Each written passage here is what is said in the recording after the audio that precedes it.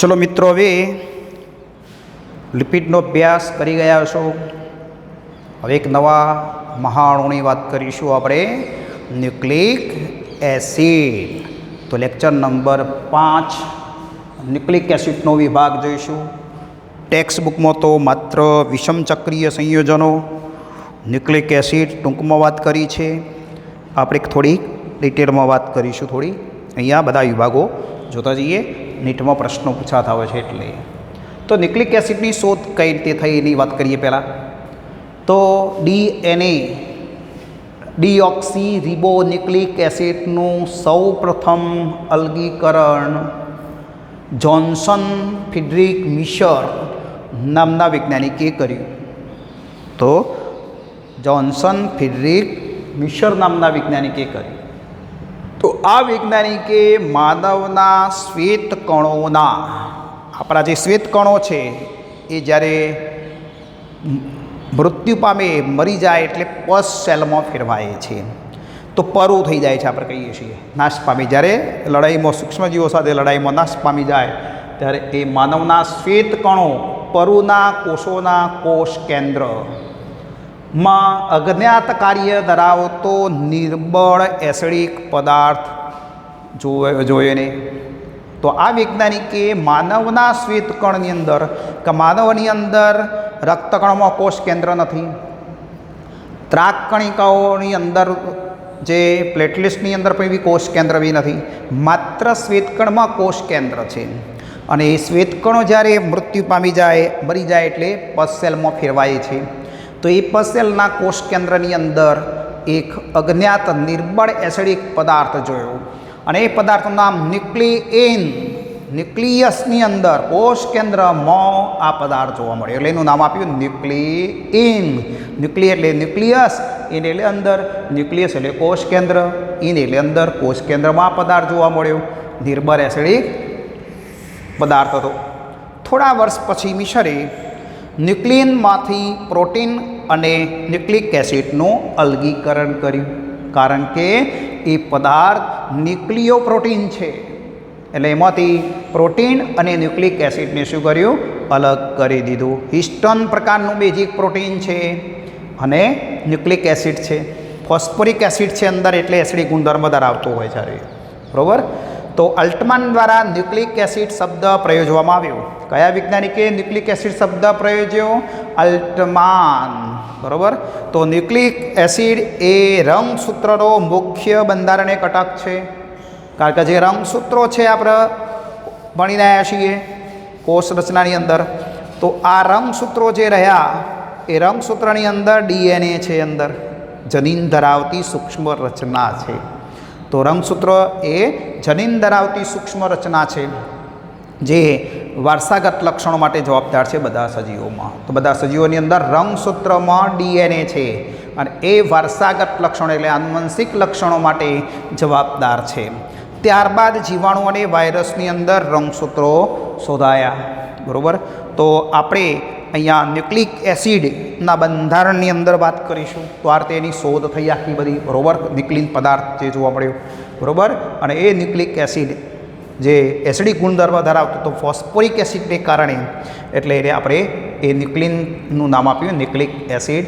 અને પ્રોટીન જોડાયેલ છે, એટલે આ પ્રોટીન અને ન્યુક્લિક એસિડ ધરાવતા હોય છે. ચલો, હવે ન્યુક્લિક એસિડના બંધારણમાં કાર્બન, હાઇડ્રોજન, ઓક્સિજન, નાઇટ્રોજન અને ફોસ્ફરસ તત્વીય પૃથ્થકરણ કરીએ તો જોવા મળે છે.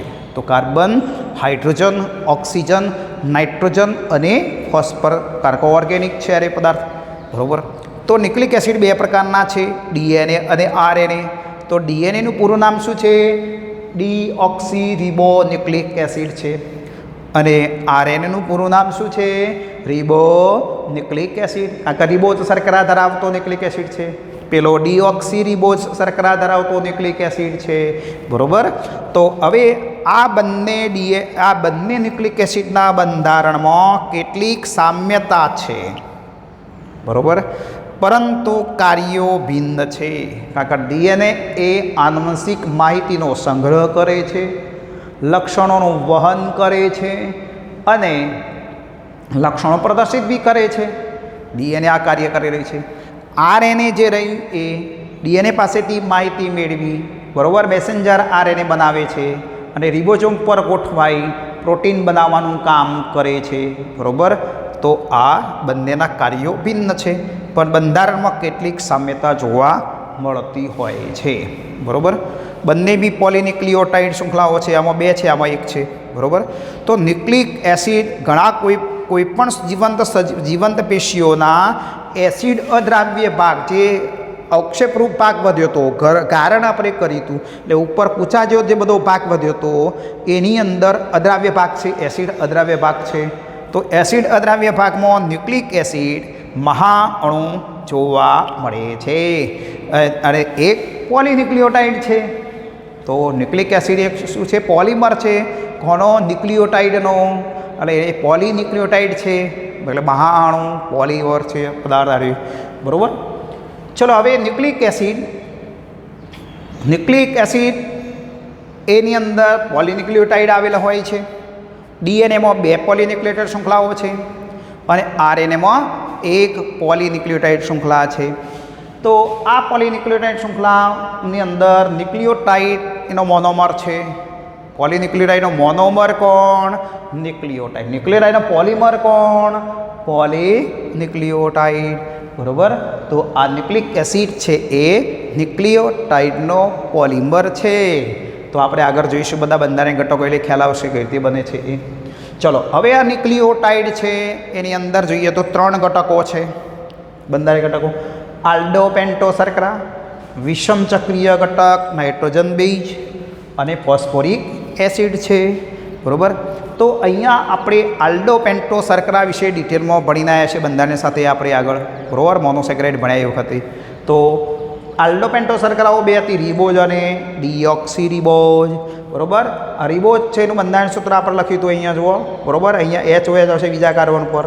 ડીઓક્સી રિબોઝમાં ઓક્સિજનનો પરમાણુ ઓછો તો બીજા કાર્બન પર એક અહીંયા ઓક્સિજન કેવો હોય? ઓછો હોય છે. તો અહીંયા આપણે ડીઓક્સી રિબોઝ શર્કરાના બંધારણની અંદર જોઈશું તો આપણને શું જોવા મળશે? અહીંયા H આવશે.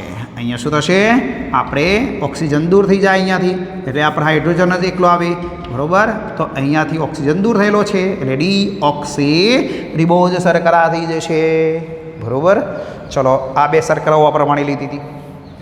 વિષમ ચક્રીય ઘટક નાઇટ્રોજન બેઝ છે પ્યુરિન, પિરિમિડિન.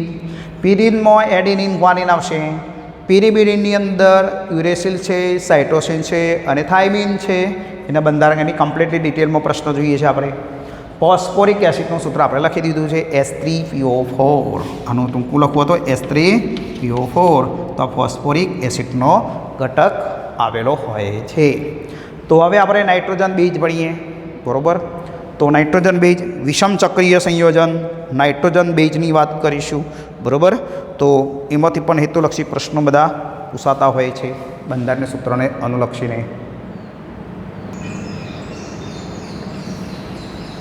ચલો હવે ન્યુક્લિયોટાઇડની અંદર 2 બંધારણ ઘટકો જોઈ લીધા આપણે છે આલ્ડો પેન્ટો શર્કરા, રિબોઝ, ડીઓક્સી રિબોઝ. ફોસ્ફોરિક એસિડની વાત કરી દીધી ટૂંકમાં. વિષમ ચક્રીય સંયોજનની વાત કરીએ હવે. તો નાઇટ્રોજન બેઝ કોણ છે? Nitrogen base. તો નાઇટ્રોજન બેઝ કોને કહેવાય? પ્રશ્ન આપણને થશે બરાબર. તો જે કાર્બનિક સંયોજનોમાં કોઈ એક કાર્બન તેની બંને બાજુ સીધો નાઇટ્રોજન પરમાણુ દ્વારા જોડાયેલ હોય તેને નાઇટ્રોજન બેઝ કહે છે. દાખલા કે આ રિંગ છે જો આપણે એક અહીંયા જોઈ લો. એક આ રિંગને આ રિંગમાં જોઈએ જુઓ. આ પિરિન છે, આ પિરિમિડિન રિંગ છે. તો અહીંયા જે 2 રિંગ છે એની અંદર જુઓ આ રિંગની અંદર જે કાર્બન છે એમાં કોઈ એક કાર્બન આમાં જુઓ તમે તો આ રહ્યો કોઈ એક કાર્બન.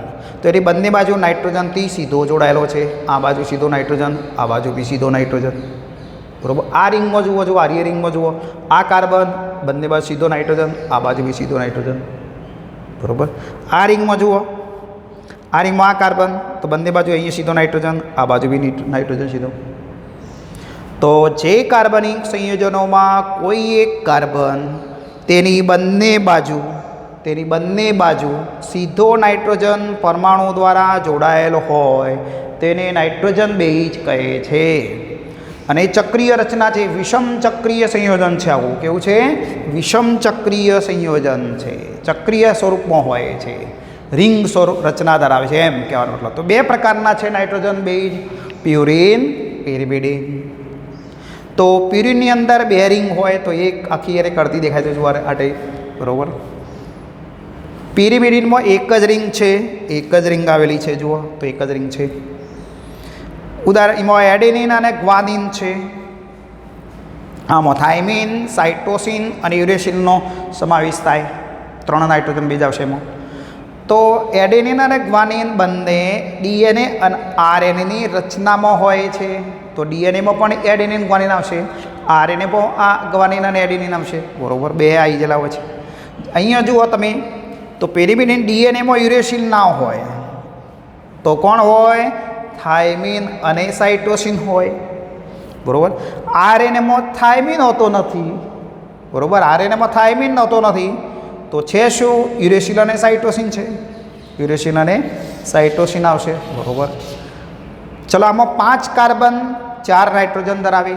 જુઓ 1 2 3 4 5 કાર્બન અને 4 નાઇટ્રોજનના પરમાણુ છે, બરાબર. એવી રીતે પિરિમિડિનમાં 4 કાર્બન 2 નાઇટ્રોજન, તો 1 2 3 3 4 છે, 4 કાર્બન છે. જુઓ 1 2 3 અને 4 નાઇટ્રોજન, 1 અને 2 નાઇટ્રોજન ધરાવે છે. એને એરોવાળી નિશાનીથી દર્શાવીશું અને ખોચાવાળી નિશાનીથી દર્શાવવામાં આવે છે, બરાબર. તો આ પિરિન અને પિરિમિડિનનો તફાવત કે તો આ રીતે આટલા મુદ્દા થઈ જશે આપણી પાસે, બરાબર. બંધારણીય સૂત્રો જોઈએ આવું એ તો લક્ષ્યમાં આવતા હોય છે કે આ કોનું બંધારણીય સૂત્ર છે, નીચેના પૈકી સાચું બંધારણીય સૂત્ર શોધી કાઢો. બંધારણીય સૂત્ર કોનું છે એમ કહીને મૂકી નીચે વિકલ્પો આપેલા હોય તો પિરિનના પહેલાં જોઈએ આપણે. પિરિન 2 છે, એડેનિન અને ગ્વાનિન. તો એડેનિનની અંદર તમે જોશો તો 2 રિંગ છે, એક અને બીજી. હવે એમાં એકની સંખ્યા નંબર આપી દીધા, જો 1 2 3 4 5 6 7 8 9. તો એકી નંબર 1 3 5 સિવાય 7 અને 9 પર નાઇટ્રોજન મૂકી દેવામાં આવું. પછી બેકી સંખ્યા રહી ત્યો 2 4 6, બરાબર, 8 તેઓ કાર્બન મૂકી દીધા. હવે આ 6 એમિનો ગ્રુપ છે, આમાં એડેનિન 6 એમિનો યાદ રાખવાનું. અને કે યાદ રાખવાનું 6 એમિનો, છઠ્ઠા ઉપર એમિનો સમૂહ મૂકી દીધું. હવે અહીંયા કાર્બનની સંયુક્ત 4 હોય, નાઇટ્રોજનની 3 હોય. તો કાર્બનની જુઓ 1 2 અને 3 જ થઈ, એટલે આપણે શું મૂકી દીધું? આ નાઇટ્રોજન 1 અને 2 જ હતી, એટલે 3 કરવાની છે અને 4 કરવાની છે, એટલે વચ્ચે દ્વિબંધ મૂકી દીધો જુઓ. એટલે કાર્બન નાઇટ્રોજનના 3 થઈ જાય, આ કાર્બનના 4 બંધ થઈ ગયા, બરાબર. આ કાર્બન જુઓ, આ નાઇટ્રોજનના જુઓ 2 છે, આના 2 છે, તો અહીંયા આપણે દ્વિબંધ મૂકી દીધો, એટલે આના 3 થયા, આના 3 થઈ ગયા, પણ આનો એક ખૂટો છે એટલે હાઇડ્રોજન આપી દીધો જુઓ અહીંયા, બરાબર. આ કાર્બનના 1 2 અને 3, 1 2 અને 3, એટલે વચ્ચે દ્વિબંધ મૂકી દીધો એટલે 4 થઈ ગયા એનું. આ નાઇટ્રોજનના 1 2 અને 3 દ્વિબંધ મૂકી દીધો જુઓ. આ કાર્બનના 2 જ હતા એટલે વચ્ચે દ્વિબંધ મૂકી એટલે નાઇટ્રોજનના 3 થઈ જાય. ચલો અહીંયા હાઇડ્રોજન આપી દીધો. હવે નાઇટ્રોજનના 1 2 અને હાઇડ્રોજન આપી દીધો, કારણ કે શર્કરા સાથે જોડાવાનું છે એટલે. તો બરો ક્લિયર થઈ જાય. આમાં પણ એ રીતે છે. આમાં 2 એમિનો 6 કીટોન ગ્રુપ છે. 2 એમિનો, બીજા ઉપર એમિનો સમૂહ, છઠ્ઠા ઉપર કીટોન ગ્રુપ, બરાબર. તો અહીંયા આપણે એ રીતે બંધને આયોજન કરી દેવાનું છે. અહીંયા જો કાર્બનના 4 4 પૂરા થઈ ગયા એટલે હોય દ્વિબંધ મુકાય નહીં. અહીંયા દ્વિબંધ મૂકેલો તો અહીંયા દ્વિબંધ નહીં આવે, કારણ 4 પૂરા થઈ ગયા એટલે હાઇડ્રોજન આપી દીધું. NH2 ગ્રુપ, બરાબર. આ નાઇટ્રોજન અહીંયા દ્વિબંધ આપી દો, બરાબર. 4 થઈ ગયા નાઇટ્રોજન, બાકીની રિંગ એના આ સહિત રિંગ એમને એમ આવશે, બરાબર. ચલો સાઇટોસિનમાં જો એક જ રિંગ હોય, પિરિમિડિન 3 છે ઉદાહરણ, થાઇમિન, સાઇટોસિન, યુરેસિલ. પહેલાં સાઇટોસિનો લઈએ, પછી યુરેસિલ લઈએ અને પછી થાઇમિન લઈએ, બરાબર. તો સાઇટોસિનની અંદર જોઈએ તો 2 કીટો 6 એમિનો, બીજા ઉપર કીટોન, છઠ્ઠા ઉપર એમિનો. નંબર આપી દીધા આપણે જોવારે. તો હવે અહીંયા જુઓ કાર્બન અહીંયા 4 કરવાના, 1 2 3 હતા, દ્વિબંધ મૂકી દીધો એટલે નાઇટ્રોજનના 3 થઈ ગયા, કાર્બનના 4 બંધ થઈ ગયા, બરાબર. આ કાર્બનના જુઓ 1 2 3 અને 4 થઈ ગયા, પૂરા થઈ ગયા. આ હાઇડ્રોજન જોડાશે શર્કરા સાથે, જો મૂકવો જ પડશે અહીંયા તો, બરાબર. અહીંયા કાર્બનના 1 2 હતા, 1 2 હતા, તો વચ્ચે દ્વિબંધ મૂક્યો, 3 થયા. હજુ ખૂટો તો હાઇડ્રોજન આપી દીધું, ખૂટો થયો હાઇડ્રોજન આપી દેવાનો. તો 2 કીટો 6 એમિનો. चलो यूरेसिल में जुओ, यूरेसिल में 2,6 डायकीटो कर दियो, एमिनो साथे कीटोन ग्रुप कर दियो, बाकी तो आ कीटोन हतुं ज अहींया 2,6 डायकीटो। तो अहींया द्विबंध नहीं आवे कारण के 4 पूरा थई गया, अहींया 4 पूरा थई એટલે हाइड्रोजन आपी दीधो, अहींया हाइड्रोजन आपी दीधो, आ तो सेम ज एना आ बाद आवशे।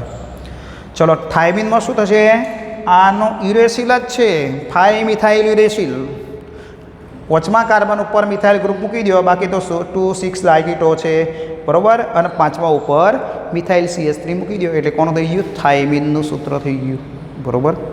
તો બધા ન્યુક્લિક એસિડ આપણે આણ્વીય આનુવંશિકતાની વાત કરીશું ત્યારે જરૂર પડશે છઠ્ઠા પાઠની અંદર, ડીએનએનું ભણીશું ન્યુક્લિક એસિડ વિશેનું બધી ડિટેલમાં, એ વખતે આ નાઇટ્રોજન બેઝની ત્યાં પણ જરૂર પડશે। તો આપણે અહીંયા બંધારણ સૂત્રો બધા કમ્પ્લીટલી ભણી લીધા આપણે બરાબર, બંધારણ સૂત્રો હેતુલક્ષીમાં પણ આવી શકે, એટલે ન્યુક્લિક એસિડનો વિભાગ અહીંયા આપણે ભણી લઈએ છીએ, એટલે 12મામાં ફરીથી ભણવામાં આવશે નહીં, તેઓ આગળ ભણીશું। ચલો ન્યુક્લિયોસાઇડની વાત કરીએ આવું, અને ન્યુક્લિયોટાઇડ બરાબર।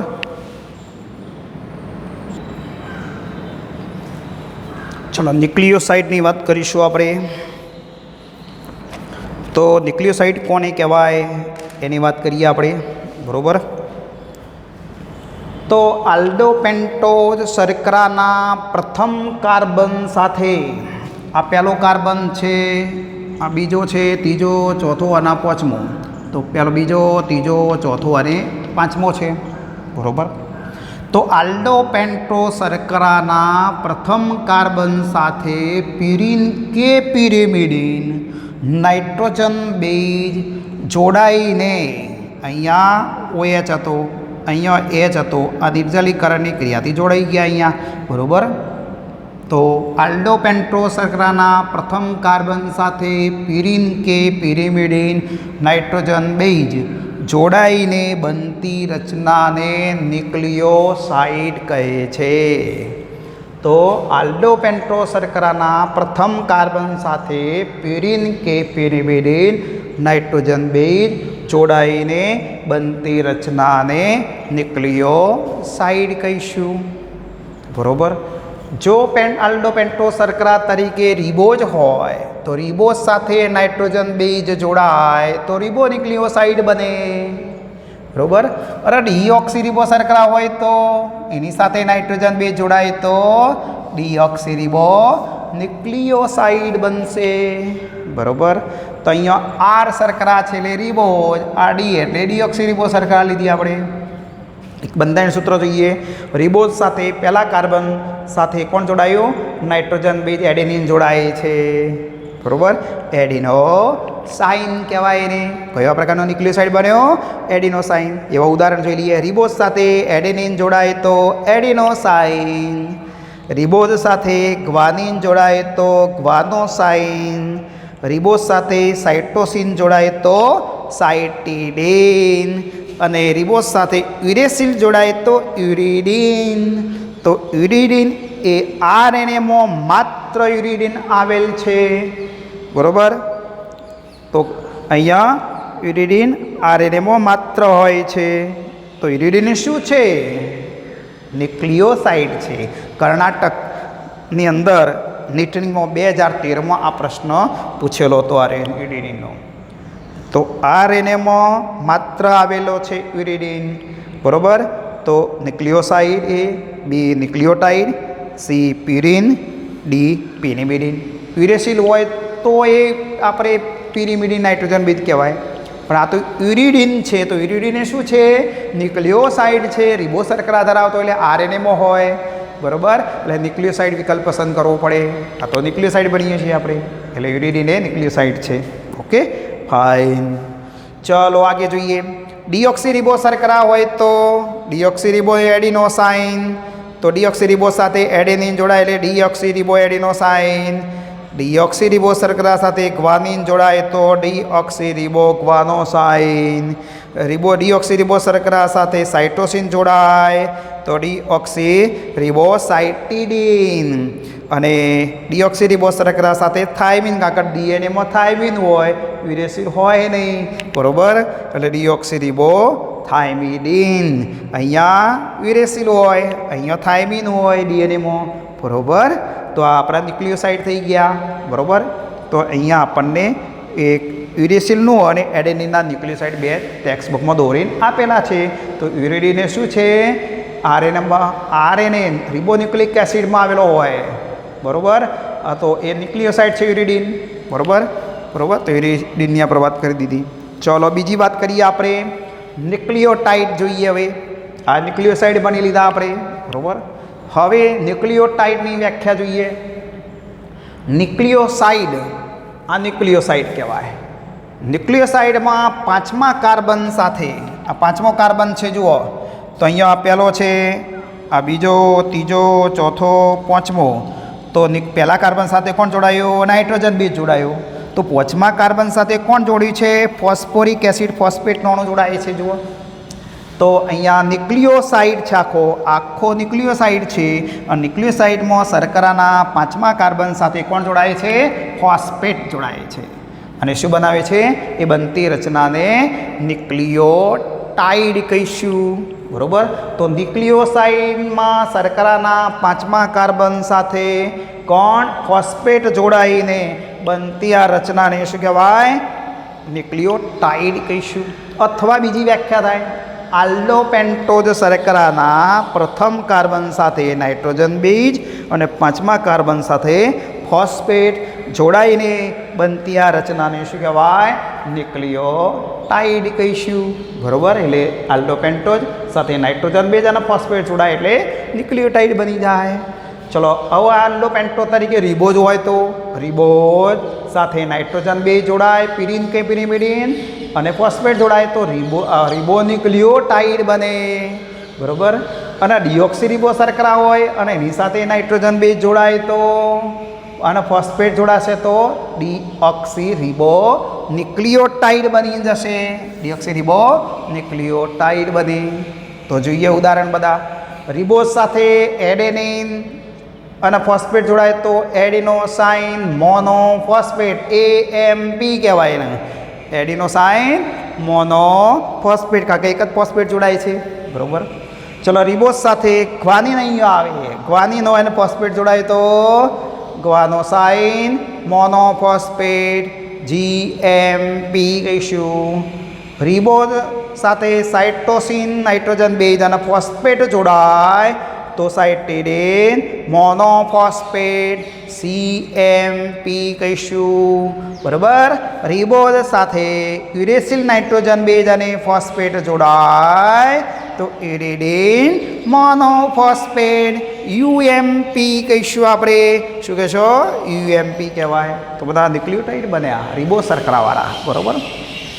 ચલો આ એડેનિન છે, AMP છે. બીજા બે ફોસ્ફેટ અહીંયા શક્તિ સબરબંધથી જોડાતા જાય તો ATP બની જશે. તો આ ન્યુક્લિયોટાઇડ કોના બંધારણમાં હોય? ATP અને RNAના બંધારણમાં હોય છે. ATP અને RNAના બંધારણમાં છે. ચલો આ ન્યુક્લિયોટાઇડ જુઓ, ડીઓક્સીરિબો એડિનોસાઇન ન્યુક્લિયોસાઇડ છે, એના સાથે ફોસ્ફેટ જોડી દઈએ તો ડીઓક્સીરિબો એડિનોસાઇન મોનોફોસ્ફેટ, બરાબર. ડીઓક્સીરિબો ગ્વાનોસાઇન છે ન્યુક્લિયોસાઇડ, તો એના સાથે ફોસ્ફેટ જોડી દીધો તો ડીઓક્સી ગ્વાનોસાઇન મોનોફોસ્ફેટ, બરાબર.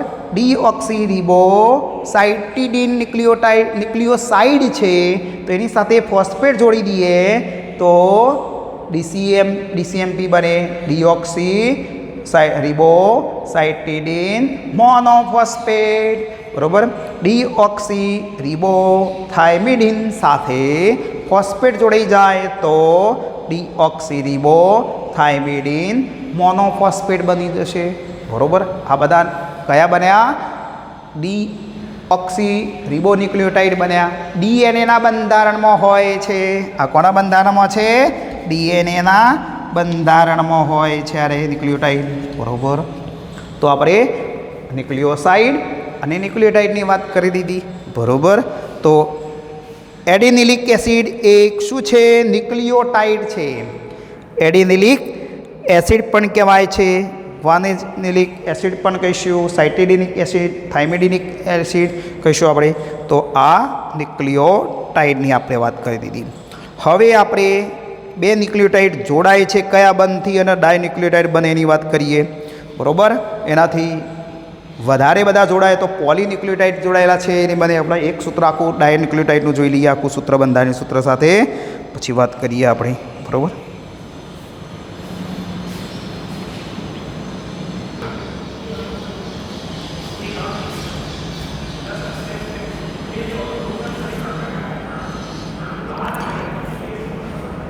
डाइन्यूक्लियोटाइड फॉस्फो डाय एस्टर बन.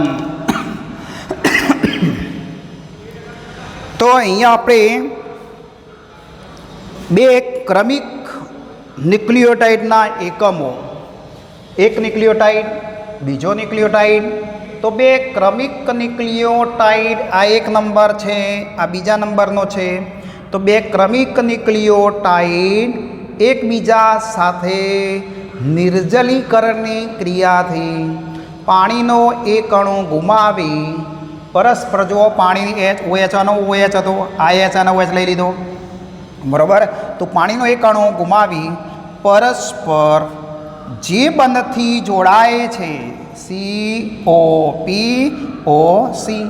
बराबर, ए बंध ने आपणे फॉस्फोडाय एस्टर बंध कहे छे.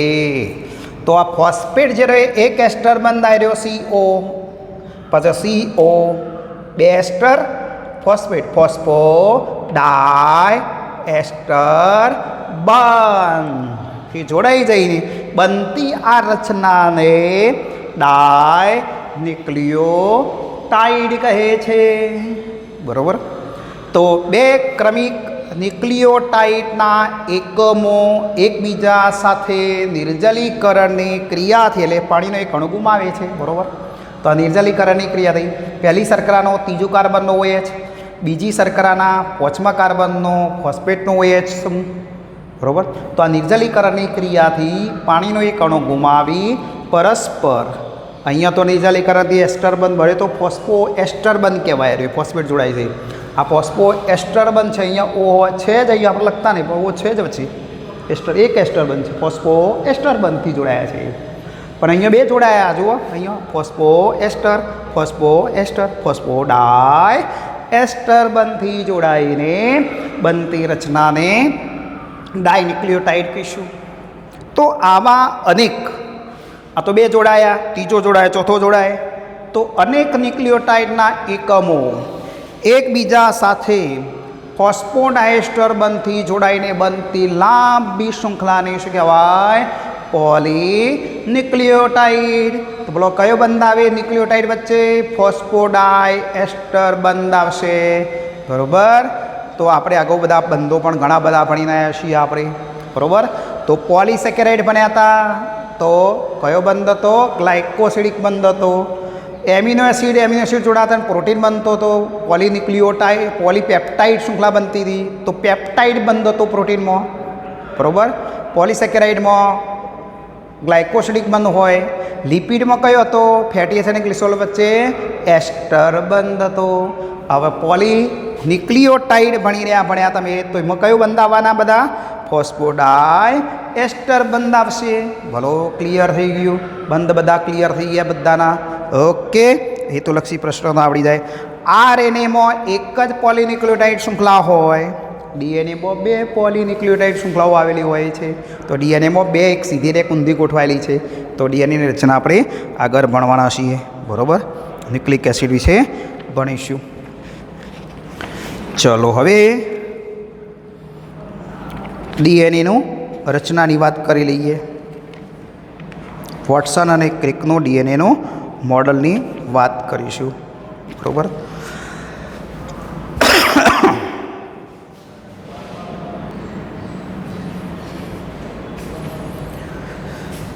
हवे आपणे DNA नी रचनानी बात करीशुं.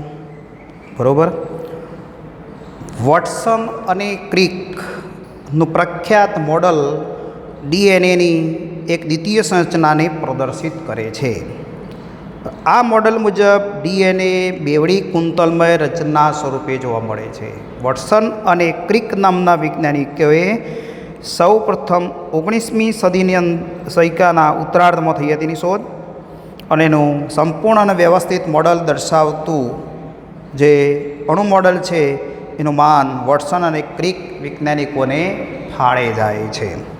તો 1953ની અંદર આ વોટસન અને ક્રિકનું મોડલ રજૂ કરવા, જે બેવડી કુંતલમય રચના છે।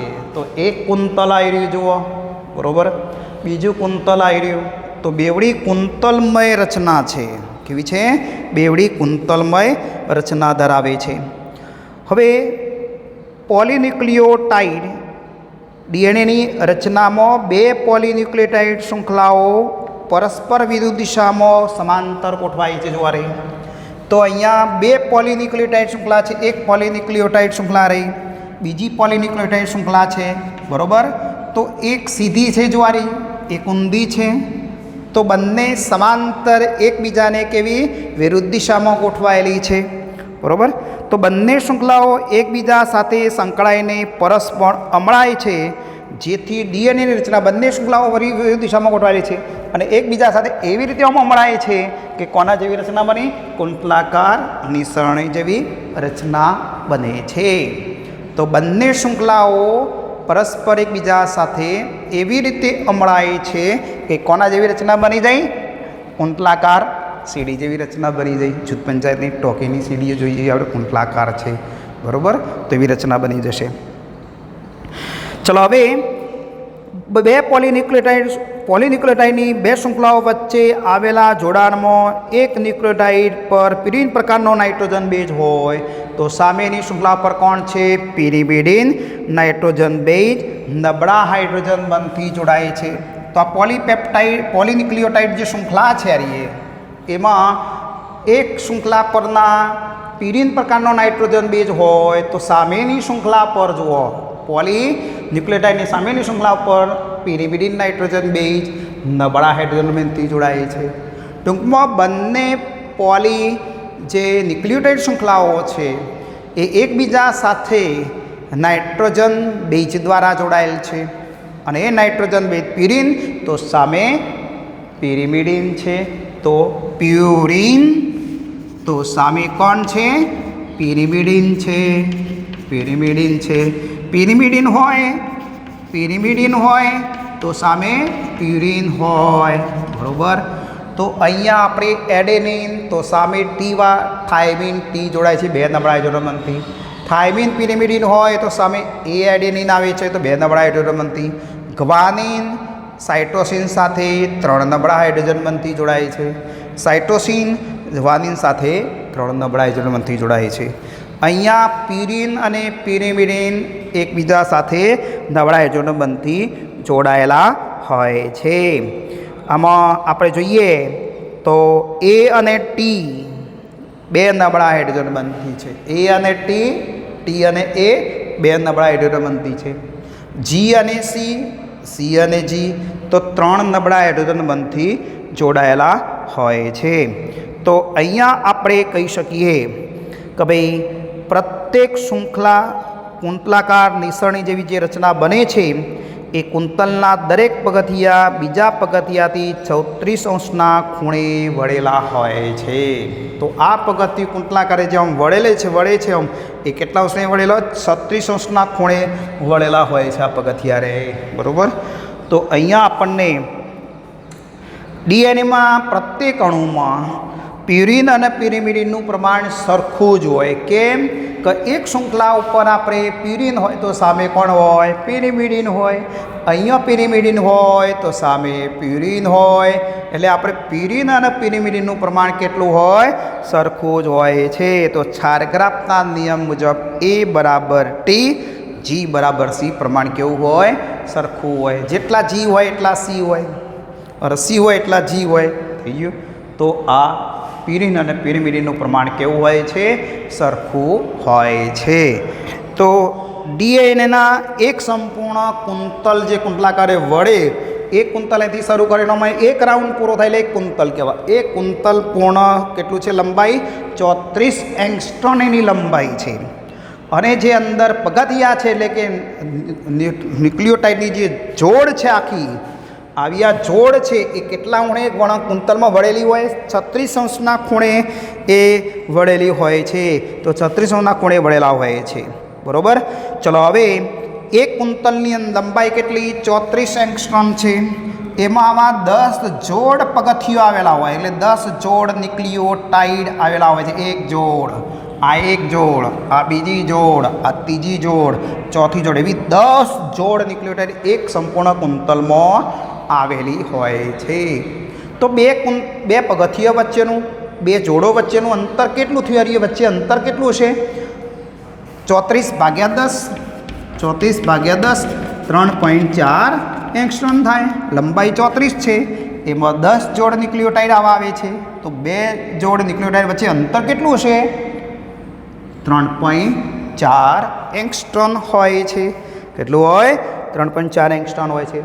બે કુંતલો વચ્ચેની જે પહોળાઈ છે, આ પહોળાઈ જે રહી એ 20 એંગસ્ટ્રોમ હોય છે. કેટલી હોય છે? 20 એંગસ્ટ્રોમ હોય છે. બધા હેતુલક્ષી પ્રશ્નો છે. તો ડીએનએ અણુમાં એક પૂર્ણ કુંતલની લંબાઈ કેટલી? તો 34 એંગસ્ટ્રોમ. કેટલી જોડ ન્યુક્લિયોટાઇડ આવેલા હોય? તો 10 જોડ ન્યુક્લિયોટાઇડ આવેલા હોય. તો બે જોડ ન્યુક્લિયોટાઇડ વચ્ચેનું અંતર કેટલું? તો 34/10 એટલે 3.4 એંગસ્ટ્રોમ થાય. અને બે કુંતલોની પહોળાઈ કેટલી છે? તો 20 એંગસ્ટ્રોમ હોય છે. બરાબર. અને એક બીજો પ્રશ્ન નવો બની શકશે અહીંયા. પ્રત્યેક શૃંખલામાં એક કુંતલના પ્રત્યેક પગથિયા અને એક આ જોડ રહીએ એ બીજા જોડ સાથે કેટલા અંશે વળેલા હોય? તો 36 અંશના ખૂણે વળેલા હોય છે. તો આ પ્રકારના ડીએનએને બીટા ડીએનએ કહીશું આપણે. કયું કહેવાય? બીટા ડીએનએ કહીશું આપણે એને. બરાબર. તો આ બીટા ડીએનએ બની જશે અહીંયા આપણી પાસે. બરાબર. તો અહીંયા આપણે બીટા ડીએનએ તરીકે ઓળખીશું. હાલમાં ડીએનએના 1 ડઝનથી વધુ પ્રકારો શોધાયેલા છે. A DNA, B DNA, C DNA, D DNA, Z DNA, આ બધા પ્રકારો છે. જેનું નામકરણ સંરચનામાં જે વિશિષ્ટતાને આધારે આલ્ફાબેટ આધારે કરવામાં આવે છે. તો આપણે ડીએનએના પ્રકાર 5 મૂકેલા છે ટેબલમાં, એ જોઈ લેવા. એમાં કોઈ ફેરફાર નહીં કરવાનો આપણે. બરાબર. તો આ ડીએનએની અણુરચના થઈ જઈએ આપણી પાસે. બરાબર. ચલો હવે બીજો નંબરની વાત કરીશું આપણે. હવે બહુ આરએનએનો પ્રકાર આપણે અહીંયા ભણવાનો નથી. આરએનએ પ્રકાર ભણીશું તો બરાબર 12મા ધોરણની અંદર આવશે એટલે તે આપણે વાત કરીશું. તો ડીએનએ આરએનએ રિબોન્યુક્લિક એસિડની અંદર રિબોઝ શર્કરા હોય અને એક જ પોલીન્યુક્લિયોટાઇડ શૃંખલા આવેલી હોય છે. એમાં યુરેસિલ નાઇટ્રોજન બેઝ હોય, થાઇમિન નાઇટ્રોજન બેઝ હોતો નથી. તો જનીનિક માહિતીના સંચારણ માટે ડીએનએ એટલે કે જનીનિક માહિતીનું વહન કરવા માટે કોણ જવાબદાર છે? લઈ જવા માટે, સ્થાનાંતર માટે આ આરએનએ જવાબદાર છે. એની વાત કરીશું 12મા ધોરણમાં આપણે ડિટેલમાં. બોલો. Thank you.